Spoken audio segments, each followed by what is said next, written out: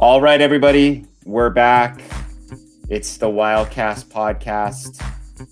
This is your host, Michael Lev, senior writer and columnist for the Arizona Daily Star and Tucson.com. I am joined today by our men's basketball beat reporter, Bruce Pascoe. Bruce and I are going to break down all of the latest player movement for the U of A men's basketball team, who's returning, who's leaving, who has left but could come back, mysterious European prospects, et cetera, et cetera. I'm going to bring Bruce on here in just a second to get that started. But first, a reminder that this episode is brought to you by Pima Federal. Whether you're saving for your first car, buying a home, or growing your business, Pima Federal puts your goals first. They offer personalized solutions, competitive rates, and expert guidance every step of the way. Because at Pima Federal, banking isn't just about money, it's about you. Learn more at pimafederal.org. Bruce, welcome back to the show. How are you doing? Pretty good. Yeah, catching up with it's a little bit. We're kind of getting into a little more calmer period here, so that's kind of nice. April's a little nuts in covering this team. So last time we had you on, I think it was kind of wrapping up the season, and maybe we did some speculation about what might happen with players. We know a lot more today than we did then. So let's just kind of go through the whole thing. The anchors of the team next year, the returning veterans, the returning starters, rotation players, those would be Ivan Karchenkov and Motejas Krivas. Both had excellent years last year. Mo was a junior last year. Or was he a redshirt sophomore? The junior? He's both. He's both. Technically a redshirt. I mean, he's really a redshirt sophomore. They list him as a junior. I think I think there's nobody cares because like he's probably not going to stay more than one more year anyway. But and technically you have to apply after you're done to get that extra year. But he'll get it. I mean, if he wanted it, he'll get it because he made all the qualifications, not playing in too many games last year. So yeah. And who knows? When we go to that 5-for-5 system, who knows if you're even going to use that term redshirt anymore because it won't even be right. It'll be obsolete. Right. Yeah. Right. Ivan Karchenkov was a freshman last year, even though he was essentially a professional basketball player in Europe, and we're seeing more and more of that. So that's kind of your foundation of veterans who are coming back. My question for you, Bruce, is where are the areas where those two guys can improve the most and grow the most coming back to Arizona for another year? Well, I think offensively, all the way around. I mean, defensively, both those guys were terrific. I mean, Mo had obviously, shot blocking, rim protection presence. I think the best stat I saw on him was one that said that when he's on the floor, a team shoot 37%, the lowest of anybody attached to a certain defender. I mean, it's, there's other factors and all that, but that really jumps out because a lot of times those shot blocking stats can be, they sometimes need a little context because some guys are super active and some guys are, are different kind of, inside players. They're block a lot of shots, but also their presence. They might do different things defensively where they're not all about shot blocking, and you don't, so it's hard to view their impact. But I think that shooting percentage really shows what impact he's had. Karchenkov, obviously, like they say, Swiss Army knife, can defend a lot of guys, but offensively, he can really become a featured guy, can shoot from a lot of different levels. His 3-point shooting was there at times, but he certainly can improve that.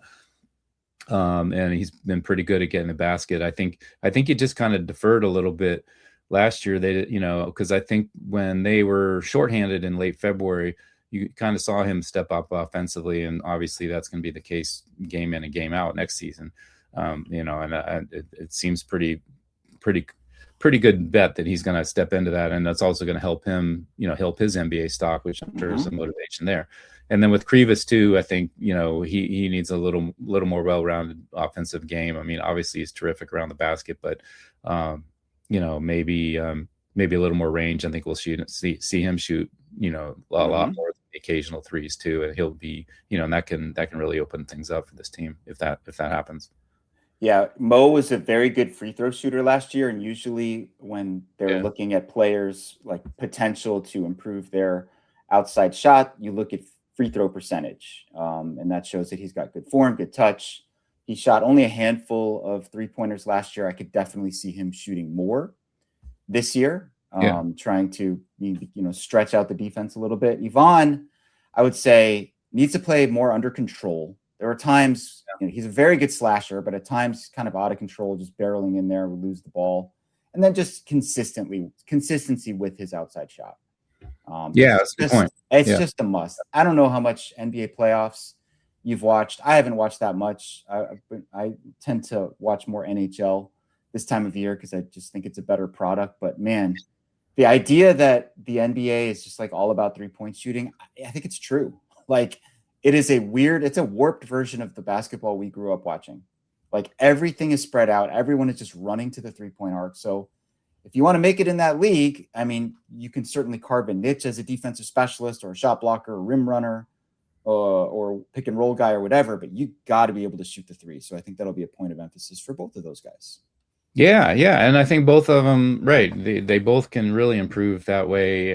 They both, could possibly, certainly Krivas could get first round attention this year. Maybe Kurchenkov could warrant a pick. But those guys can both really improve. And if it's true, whatever, what it looks like, the draft is going to be a little weaker next year. So, both those guys could really assert themselves as solid first rounders. It would be hard for it to be as strong as this year. I mean, this year is an absolutely just loaded draft. And we will get to how one of Arizona's players fits into that draft in a little bit. But two more players are slated to return from last year's team, Mabil Mawut and Bryce James, both redshirted this past season, did not play. I don't know, what the outlook looks like for these guys heading into next year. Will they be able to contribute? Remains to be seen. Both definitely need, I think, more work in the gym for sure to get bigger and stronger. Mabil in particular, and they need to work on their skills. That's it's nice to have that full off season. I always feel like between your freshman and sophomore years, whereas when you're incoming freshman, you might miss a chunk of that. I think in Mabil's case, he came in maybe later, a little bit later. Then CD Gay came in later. That was CD who came in later. Yeah. Okay. But still, it's a big transition coming from another country, all this type of stuff. So I think they'll be, in a better position to contribute next year. Do you think they will be part of the rotation, or does that remain to be seen? I don't think so, but it's hard because we haven't seen them. I mean, other than the exhibition games, because they redshirted and they're not, we weren't talking to them. In fact, they didn't even make them available in the locker rooms during the tournament. So it's kind of been tricky to find out what's going on with them. But from what I've heard, I think, I think they're pretty set with their perimeter with the guys they got with Dixon and Maniquit coming in and Caleb Holt.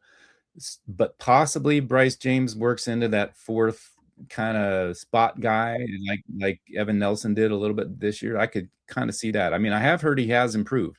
I don't know that he's quite at the level of making the regular rotation at a place like Arizona, but he has improved. And if he does get on the floor, or even if he doesn't, it's going to be a big story either way, just because of who he is. And even last year, I remember even after I had been determined that he was redshirting, people were still asking what's going on with Bryce James. So that just brings a whole nother element. And then Mabil seems pretty patient. I kind of think he could be a guy like Emmanuel Stephan a couple of years ago and Gay this year that plays some spot minutes and maybe even some key minutes if guys get in foul trouble or hurt. He certainly needs he still needs to gain a lot physically. It'll be interesting to see what he can do this summer in the weight room and all that. I would think he's the kind of guy, if he can get some spot minutes this year, maybe make the fringe of the rotation, possibly the season after that, and could continue to evolve that way. But as we've seen, guys don't stick around a lot of times, especially these big guys. These last two guys I mentioned, of course, both transferred. So who knows? But he has committed to next year, and we'll see what happens there. Yeah, this team has a void on the roster at the power forward position, and we'll get to that. I promise we'll get to that. They have 2 portal pickups so far. May not be any more. Could be maybe one more. The 2 are Derek Dixon and JJ Mandequit. Derek Dixon comes over from North Carolina. JJ Mandequit comes over from Washington. Mandequit, start with him. He's been on a lot of Team USA rosters over the course of his career, right? He has a connection to Tommy Lloyd in that regard. So Lloyd was kind of familiar with him and his game. Looking at his statistical profile, he seems like a pass first facilitator type of player. Drew Dixon, meanwhile, is a pretty big recruit. North Carolina actually played kind of his best ball of the season at the end of the year last year when they had some injuries. He actually shot 15 of 25 from 3 in 4 games in March.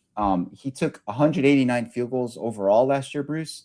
126 of them were from 3, right? So this is a 6'5" player who shot nearly 40% from 3. Seems like, they're eyeing someone who can spread the floor, who can knock down 3-point shots, can fit into that guard rotation with Mandequit and, of course, incoming freshman Caleb Holt. What have you heard about Dixon and Mandequit and what they might be able to bring to the table next year? Well, I think because of what you just said, I mean, Dixon's a classic kind of combo guard who can do both. I think he's probably the leading candidate to start at point guard and can play with Caleb Holt, and that would be a pretty powerful combination there. And then Mandequit, it sounds to me like you could have Mandequit come off the bench.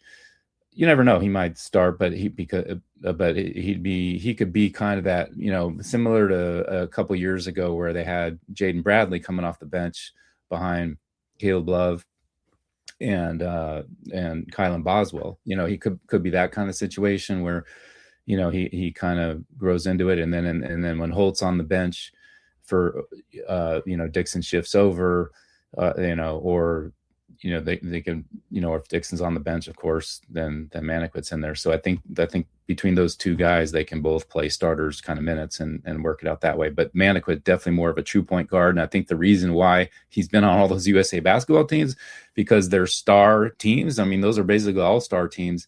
And he's the kind of guy who links them together. Guys love playing with him, from what I've heard, because he's so good at getting them a ball. And, that's what he wants to do. It's kind of almost that TJ McConnell kind of old school true point guard. You don't see that often anymore. I mean, he has a decent shot, he's pretty good at getting to the basket as well. But his strength is really at setting up other guys. So that's, and that's the key to this team too. They're going to, not having Jaden Bradley is a huge loss in leadership and playmaking and, defense, everything, and clutch play. I mean, he was so clutch this past season. It's going to be a big. I think a lot of focus is on Koa Peat as we're getting to, but I think Bradley that's a huge loss. Mandequit did have a foot injury and surgery during the season last year, so hopefully that's not something that will linger into 2026-27. Sometimes with foot injuries, they do. We'll see. Fingers crossed, hoping for the best there. We know for a fact that Tommy Lloyd really values chemistry, teamwork. He spoke to the football team not that long ago and said something to the effect of, the best teams are the most connected teams, right? Yeah, I did. They share the ball, they pass the ball. I mean, it's a must. You're not going to, if you're going to just come down the floor and jack up threes without, passing to your teammates, you're not really going to fit into a Tommy Lloyd system. Yeah, you said that. I didn't realize that, but I mean, it's totally on brand for him to say that. And I think, we saw last year exactly what he means. I mean, of the 5 teams he's had, at least from what I can tell, this team was the most connected, and guys liked each other, looked out for each other. Everyone fit into the rotation for the most part. We're happy with that. And and that's hard to do this day and age, because it's not just about playing time, as we know. Now it's about money too. So Arizona hosted a portal prospect this week named Devin Williams, power forward who played at FAU last year. He started his career at UCLA, California kid. One of the elite shot blockers in the country. Yeah. Bruce, 0.6 blocks per game in only 23.8 minutes. I think you had a stat about his block percentage being like 11% or something. Yeah, it's crazy. Really good, right? Yeah. Crazy. He's listed at 6'10", 210. Yeah. So this is not, like on paper, this is not a Toby Awaka replacement necessarily. This is a different type of player, right? More of a, lighter, more athletic shot blocker, is not going to be like owning the paint like Toby did. Toby also might be one of one, and you might not be able to replace him. Like there just aren't a lot of guys like that who are that big, that strong, who really only care about like doing their one job and doing it amazingly well. So he is a possibility to be added to the roster. As mentioned, there is a void right now at the power forward position. So let's get into why that's the case. Toby Awaka, eligibility expired. He's going pro.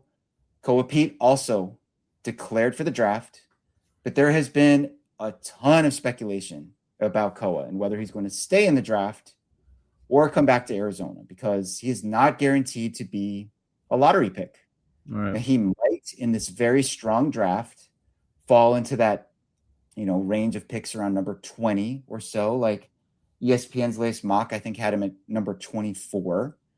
And with the money that you can make now by coming back to college, if you're a star player, it might make more sense financially and developmentally for Koa Peat to come back for another season, which might have seemed inconceivable when he signed with Arizona as a top 10 or at worst like top 12 prospect in the country. What do you think about Koa's situation? Yeah, you said it all. I mean, it's it's funny how the threshold keeps changing for whether you should stay or go. I mean, it used to be that, even 5-10 years ago, if you were, as long as you were picked, as long as you were projected to be picked, and then it was like, as long as you're projected to get a 2-way contract, even if you might not get picked, guys were leaving. And then it became this NIL is keeping more and more guys to where it was like, okay, if you're not a first round pick, maybe you want to go back. Now, if you're not a lottery pick, you might want to go back, because those rookie salaries from 15 on down are typically about the same or possibly even worse in some cases than guys who test the transfer portal and go that direction. I mean, I spoke to I was messaging Evan Miyakawa, one of the analytics, and he did something on the marketplace and how especially with front court players, the portal market was going through the roof. And he said if Pete came back to college, he'd be worth $5 million. Wow. And I don't think Arizona can pay $5 million, but but that is the thing. And if he wanted to be and he didn't apply to the transfer portal, and he probably could have done that, because that's another common thing, guys. Guys will declare for the pros, and then they'll have their agent test the portal at the same time, and then if they come back, then they weigh their options or whatever. He didn't do that. So if he comes back, he's coming to Arizona. I don't think Arizona pays anybody that much. They had a budget of around $10 million last year. It might be slightly higher this year, and certainly there could be an effort to everyone kick in the pot to keep a guy like that around, maybe, but to get to 4 or 5 could be tough. But anyway, I think whatever it is, I don't think he's the kind of guy who's going to go like that. I think he will decide based on where he's projected to go, and he's around a family of pro and college athletes, and he seems like he's got pro mentality his entire life. I mean, I remember interviewing him in 8th grade. He already seemed incredibly mature at that point. And so I think he's focused on the NBA, but you never know. Like there is a lot of speculation. If you don't get that top 20 kind of assurance, that a team's going to take you, or that it's pretty a sense across the board, that 20 to 30 range in the first round is pretty dangerous, because you can slip. International guys can pop in there. You just never know. And so you might want to consider the safety of coming back to college. And then, as we talked earlier, the draft is early next year. So maybe Pete comes back, he improves. He does have to improve because he'll get older. And their ceiling can be limited. It's perceived as being limited the older you get. So assuming he improves, he could be a definite lottery pick, maybe even a high lottery pick next year. And that could be a lot of money. The downside is for coming back is if you don't jump in now, first of all, you might just want to go because you just want to be all about basketball and not school and not anything, play more games. And some guys are like that.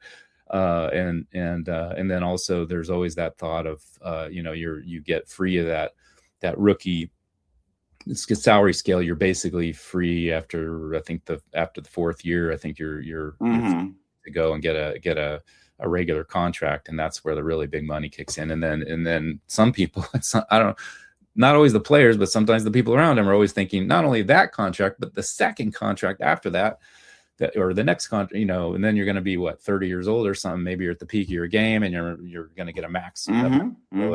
And some people think that way, and so there is that thought to, the sooner you jump in. And it's also true more than ever in the NBA, you can develop in the NBA just as well as you can develop in college. There's all kinds of coaches now on all these staffs. They devote guys to you. They'll ship you to the G League team if you don't have enough playing time. There's all kinds of things.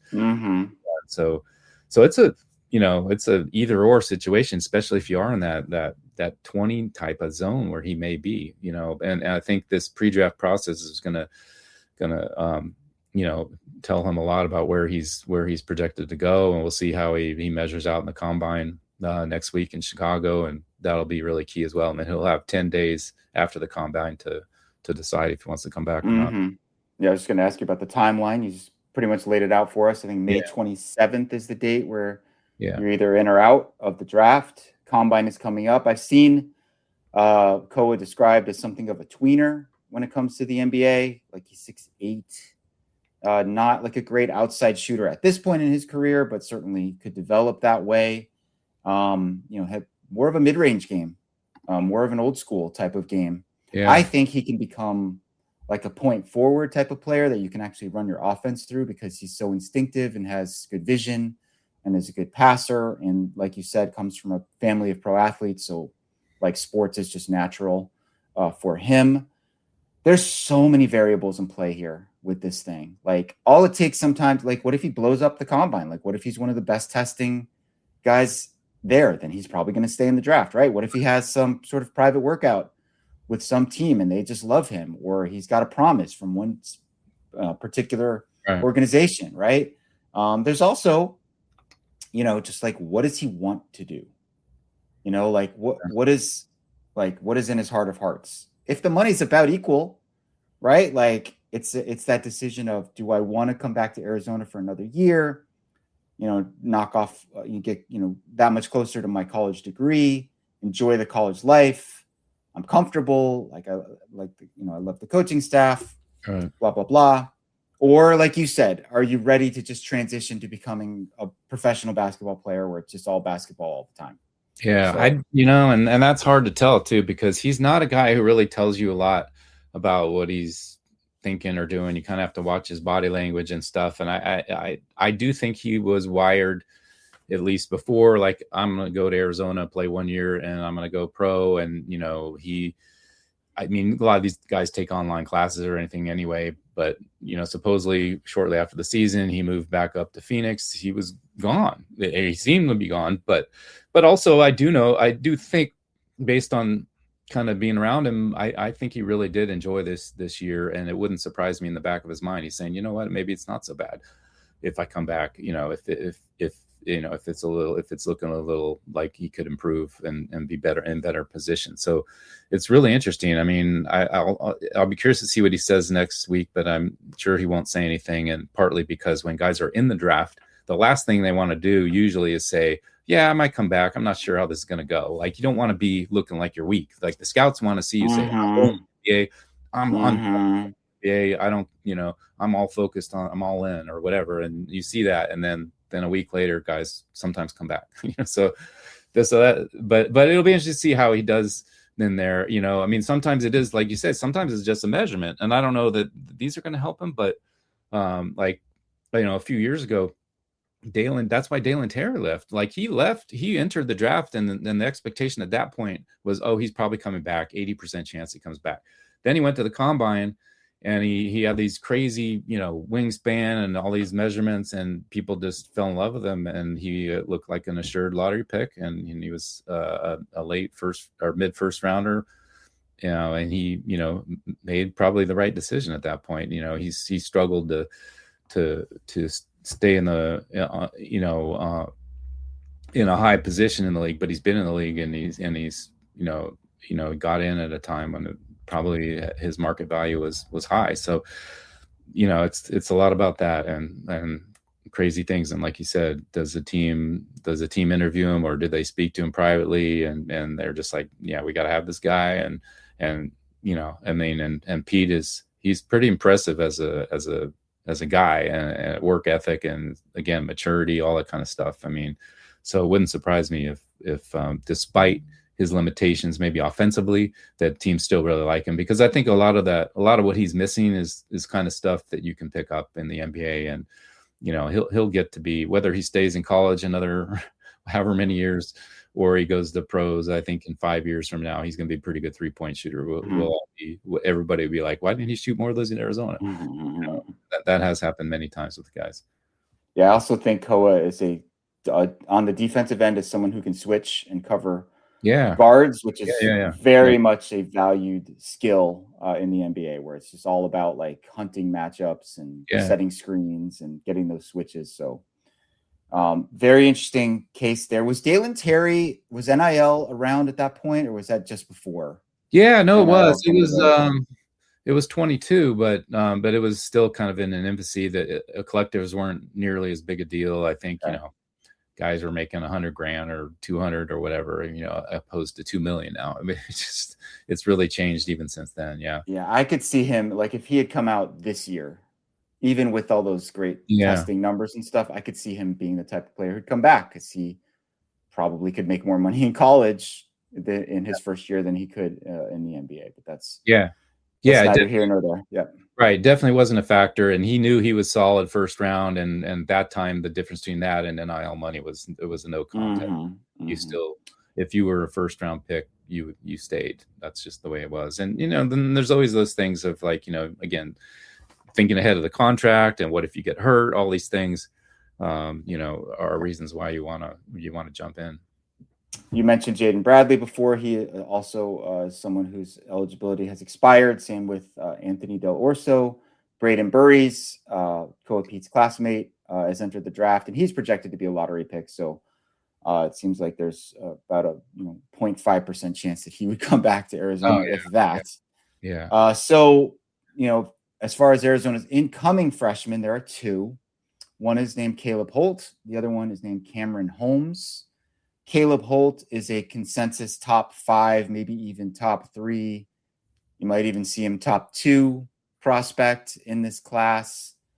A shooting guard who is expected to come in and be a dude right away when you're ranked that high. That's typically the case. Cameron Holmes, I've seen him ranked in the top 40, the top 50. So expectations for year one aren't quite as high, but probably, or very likely, someone who's going to contribute in year one. What have you heard about those two guys, what their games are like, and how they might fit into the picture for next season? No, Holt's just tremendous. I mean, I've been just watching him, in the Hoop Summit game for USA Basketball. He was tremendous, won the MVP for that. McDonald's game, a little less serious game than the Hoop Summit. He was co-MVP of that. Super explosive scorer, can score pretty much any way he wants. Physical, defensively, he's pretty darn good. I think he's got a lot of potential there as well. So I think he steps into Braden Burry's spot, and possibly less so than Burry's. Maybe just starts, leading this team offensively, certainly from the perimeter right away. I think it took Burry's, as we saw, it took Burry's 4 or 5 weeks to really get going and adjust to college level. But I think Holt may be a little more ready just because he's played on so many USA teams at high level, and he played for Prolific Prep there in Florida on that sort of national circuit or whatever, and so he's had a little more experience at a higher level. So I think, at least off the bat, it wouldn't surprise me if he starts dropping 25-point games or whatever. It's just, and And then I think Cam Holmes is interesting. He just seems like a solid all around guy. I mean, I think he's a versatile player who he's probably not going to start unless they do have a hole at power forward and they have to ship Karchenkov over or something like that. But he's going to play a lot. It's going to be, there's going to be minutes for him. Whether or not where he actually plays besides, I mean, he's a sort of a natural 3. If he plays some at the 2 or the 4, it'll be interesting to see if he transitions into any of that. But he's going to be a factor. I would think he might be your like your 7th man type of guy. Mm-hmm. He'll get a lot of minutes and have some impact. Yeah, to that end, I took last year's rotation and tried to kind of match them up with what we think this year's rotation is going to be, and I've sort of assigned everybody a match in that regard. So Krivas is Krivas, of course, right? Same guy. Ivan is Ivan. They're both back. Holt, as you mentioned, he would be the Burries in this. Mandaquit would be the Jaden Bradley.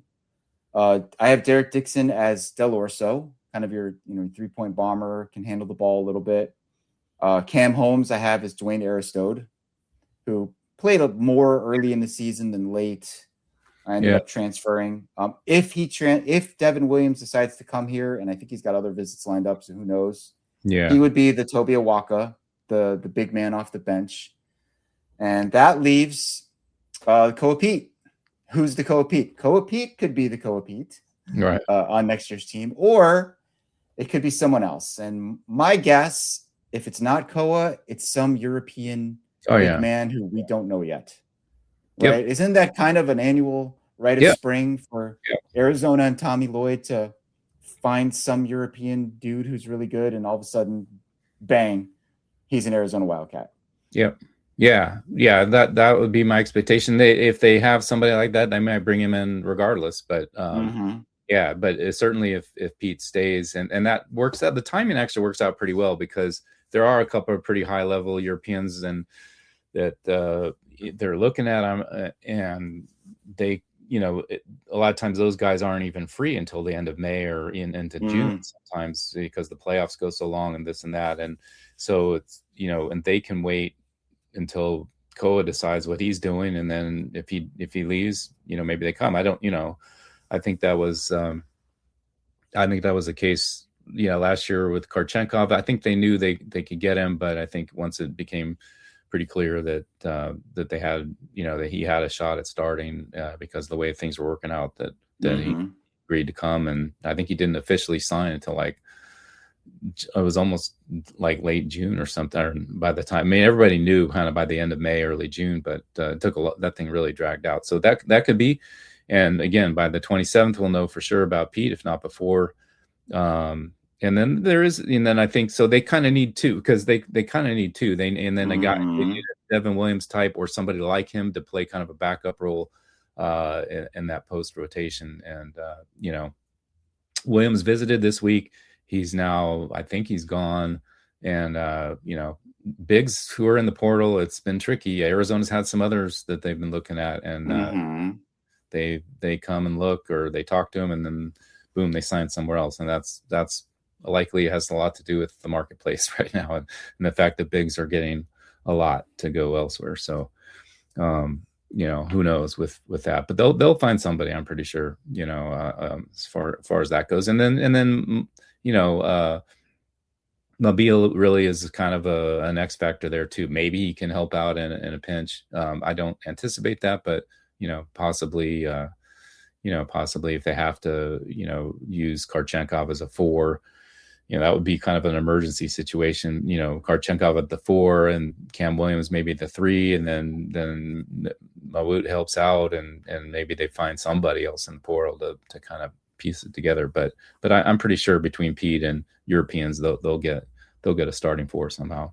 Yeah, Tommy always has those connections. He always has some guy or guys stashed away. You mentioned kind of the timeline of things, and fans tend to kind of freak out when they look up and it's like May 6th, which is the date that we're recording this, and wow, Arizona only has 8 players or 10 players or whatever the number is. What is, in your experience over the last few years, what is kind of the typical timeline of roster building and roster completion for Yeah, Arizona men's basketball. it's pretty typical this year. 8. I mean, maybe they would have a couple more kind of role players on deck at this point, and there aren't really. But it's pretty normal. I mean, I think a few years ago there was, I think, literally like heading into the last week of April, I think there was like 3 guys or something, and then boom, it just came together really quick over the next few weeks. It's not quite that much, but they definitely have, at least two to add at this point, and then that would get them to 10. I think they could probably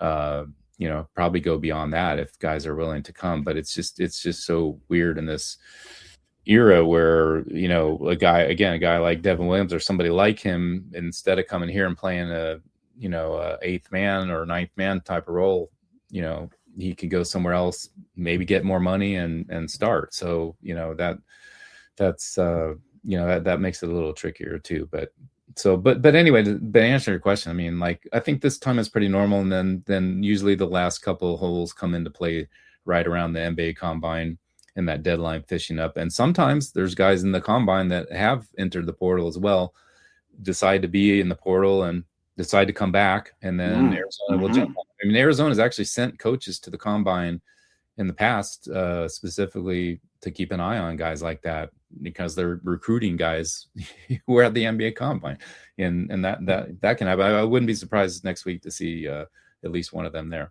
for that reason. It's just so different than it used to be. I saw a thing today, some female player drafted by the WNBA. I think she's European. She's going to Kentucky. Not last year. She was like the 10th pick in the WNBA draft. So I don't know, that maybe the rules will change at some point, and we'll look at this whole thing differently than we do now. But there are a lot of different options that the players have, and there are a lot of different options that the programs have to build their rosters. Koa Peat, they've got money, I'm sure, money set aside should he decide to come back or even consider it. His parking space will be reserved and open for him if he wants to pull back up to McHale Center this summer and rejoin the program. So where has Arizona been in the kind of way too early top 25s for the most part from what you've seen? Where do you think they would go if Koa were to come back? Oh, if he came back, then they're top 5. I got to think for sure. Right now, I think everybody's still assuming that he leaves. And therefore they, I was looking at him last week and did some of those. Most people had him between 9 and 13 or 14 or something like that. And that's just, again, assuming that he leaves but that's, assuming he leaves, and that's what the whole at Power Forward, that's what you're judging him on right now. And that's fair enough. But I think, one way or another, they're probably going to move up a little bit because, getting a Power Forward. And if it's Pete, you got to think they're top 5 at that point, if that happens. But, even if they're not, they're probably going to be projected at least as high as they were last year, maybe a little higher, just because of, the guys they have coming back, and then, and the guys they have coming in, and Caleb Holt being, potential high lottery pick next year. He's really, really good. And so they're just lacking, like we've said, that one piece. Power forward, really. I mean, and then a little backup, little role things they got to work out, but pretty comparable. Yeah. It's a big piece. It's a big piece. But like I said, I think they've probably have plan A, plan B, and plan C in their minds with Koa, Europeans, and then maybe some, kind of like portal. Leftovers is not really a nice way to put it, but some maybe guys who, like you said, back out of the draft and go back into the portal. That pool expands a little bit if that happens, or some guys who are currently in that they've expressed interest in, like a Devin Williams.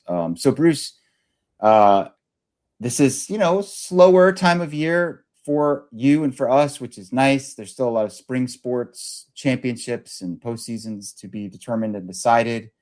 But for you, you're kind of on standby every single day for news. But how do you catch up on life this time of year? What are some of the things that you're engaged in spring before it gets too hot here in Tucson? It's funny you say that, because I feel like you have like this window, how with the weather here, I have this short window in May a little bit, before it gets too hot to do anything outside, and then sometimes in September, but things are starting to get cranking already at that point. And so, a lot of times I think I'll get things done on the house like in September, and then I'm like, no, this ain't gonna happen because we're doing special sections, and then something happened or whatever, So yeah, no, just doing some stuff around the house and just kind of keeping on call. And like today, I went and put out some messages trying to reach some people, and did a little research, and then went on my roof. I'm trying to clean off my roof and recode it and stuff like that. Just while the weather's nice here. I'm hoping to get that done before it gets too hot, but that never seems to work out. It usually gets too hot. And so, just trying to, it's a balance between trying to catch up and trying to stay on top of things. Cause it is kind of like you're on call. Exactly. It's like being, it's almost 24/7. You never really know. And it's really, like I said, it's really bad in April. In April, I typically don't do anything except stay glued in. Mm-hmm. Mm-hmm. And this time of year, try and catch up. And then the other thing is, you also don't want to like sleep too late, because if there is an international guy that either becomes known or chances are there's going to be some news coming about that at 6 or 7 in the morning, and that's happened a couple of times too. So it's a weird time of year. And then I think this year particularly, the combine is always of interest, but I think this year it's really, next week is going to be pretty busy following that. And there's 4 guys in it from Arizona. Tobe Waka, kind of a surprise invite. He's really gathered. Really, that shows that NBA guys are really interested in his. He has a really unique skill set. And then 2 guys who were Arizona Wildcats, and Baysar and Kylan Boswell, are going to be there. So, it's kind of cool to see all that. I don't think there's been that many guys with Arizona connections at a combine. Out of 73 players, literally 6 of them have worn an Arizona uniform. They weren't all on the same team at the same time, but pretty close. And you were going to be there, correct? Yeah. Because of that, I put in for it, and I said, there's like 6 guys there, all kinds of stories to do, videos, and we get some one-on-one, small group / one-on-one, depending on either. So it's really pretty good. I've been to a number of them whenever there's enough Arizona connections. I remember a few years ago we were debating whether to go when Azuolas Tubelis was going, and we did. And also, to go to Chicago for a day or 2 is not really too expensive. It's just, I get a lot out of it. So it should be pretty cool. And what are the dates of the combine again? Well, it's technically the 10th to 17th, so it's Sunday to next week. But the key days for media anyway are the Wednesday and Thursday, when they have interviews, and then they play the 5-on-5 games. I think the day before that they do a lot of drills and all that, and some of that you'll see posted. Some of that will come out, but I think the interviews are kind of key. And then I think watching the 5-on-5s, I'm guessing Burries isn't going to play in those. Usually the top picks don't play in them, but it'll be interesting to see if Bradley plays in them, how he directs his team and how that goes. And then Awaka, just, what does he show that everybody knows what an astounding rebounder he is? What does he show in this thing, and I think there's a lot behind the scenes that unfortunately we can't see. They spend a lot of time interviewing privately with teams, and doing all kinds of other, medical testing and this and that. A lot goes on. So, but for media, it's like there's 2 key days there. And so that'll be kind of the key for us. Yeah. So everyone should be on the lookout for Bruce's coverage from the NBA Scouting Combine in Chicago. That is coming up next week. He is going to be all over it. We'll have tons and tons of content. We also have Arizona softball playing in the Big 12 tournament this weekend, and then they'll be in the NCAA tournament the following weekend. We will have plenty of coverage of that. Baseball is winding down. Things have not gone well for Chip Hale's squad. There's also Big 12 track and field outdoor tournament or outdoor event is here at Arizona, and men's golf is hosting at the Gallery at Marana the 18th through the 20th. So there's still tons going on here on the spring sports front. Always glad to have Bruce on. to chop it up about men's basketball. Let's get a little sound effect here. There you go. Thank you, Bruce. And I need to remind everyone, of course, that this episode was brought to you by Pima Federal. Whether you're saving for your first car, buying a home, or growing your business, Pima Federal puts your goals first. They offer personalized solutions, competitive rates, and expert guidance every step of the way. Because at Pima Federal, banking isn't just about money, it's about you. Learn more at pimafederal.org. Bruce, this was super fun. Thank you for taking thanks for having me. Really appreciate it. Thanks to everybody for listening to this latest episode of the Wildcast podcast. We will join you next week with a guest and subject matter to be determined. You can catch us on Apple. We're on Spotify. There's also a video version of this podcast that will be on Tucson.com. Thanks again to everyone for tuning in, and we will see you next time.